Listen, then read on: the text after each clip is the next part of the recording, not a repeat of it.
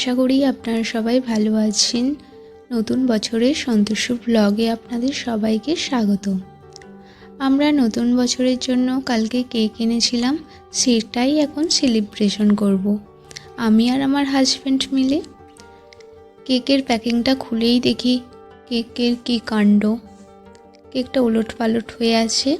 দেরি না করেই কেকটাকে আগে ঠিক করে নিলাম দুজনে মিলে। এখন আমরা কেক কাটা শুরু করে দিয়েছি। হ্যাপি নিউ ইয়ার সবাইকে। আপনারা সবাই ভালো থাকবেন, সুস্থ থাকবেন।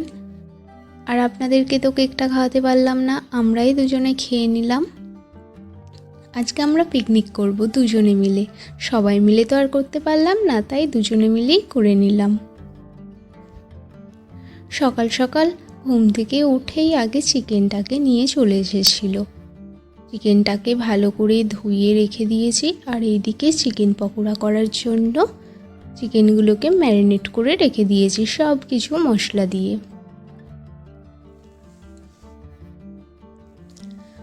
আর এইদিকে সব কিছু মশলা ভালো করে ভেজে নিলাম চিকেন বানানোর জন্য। মোটামুটি ভাজা হয়ে গেছে, এবারে দিয়ে দেব চিকেন আর টমেটো।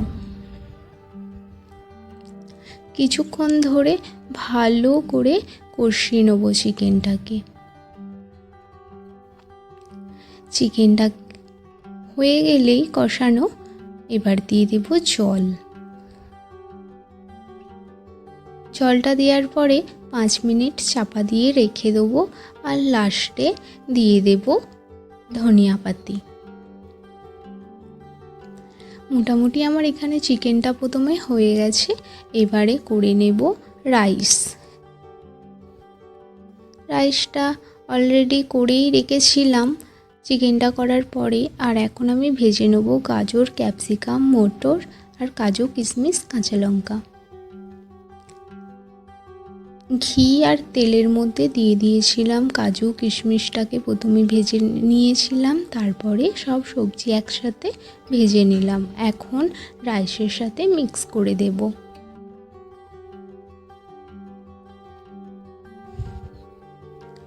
আর লাস্টে অল্প একটু ঘি দিয়ে দেব। এবারে চিকেন পকোড়াটা তো বানাতে হবে, খাওয়ার সময় হয়ে গেল।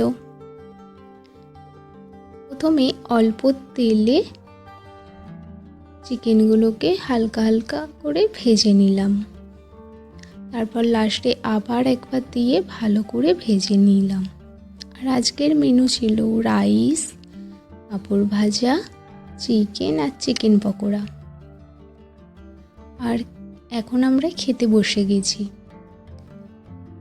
চিকেনটাও অনেক নরম হয়েছিল আর খেতেও অনেক টেস্টি হয়েছিল। আর আপনারা সবাই ভালো থাকবেন, সুস্থ থাকবেন। নতুন বছরে আবারও দেখা হবে পরের ভিডিওতে।